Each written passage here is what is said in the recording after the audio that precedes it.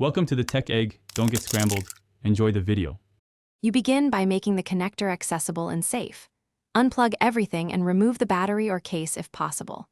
You want to reduce current and prevent shorts, so always disconnect power first. Once done, tilt the device with the port down and gently shake to eject liquid, then pat dry with a lint-free cloth. Use a low-speed fan or compressed air at a safe distance. Avoid heat or ultrasonic drying, because excessive temperature can warp contacts and seals.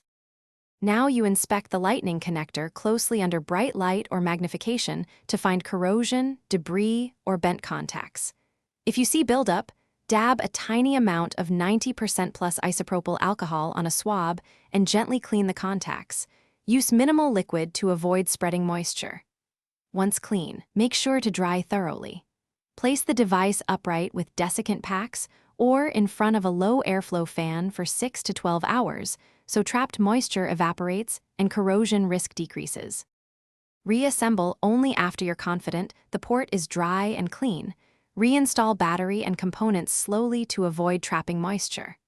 Once assembled, plug in a known good cable and watch for normal charging behavior and no excessive heat. A slow charge or failure can signal lingering corrosion.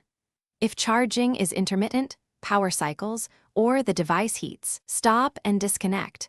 Make sure to pursue professional repair for port replacement or board-level cleaning, because continuing to use a compromised connector can cause permanent damage.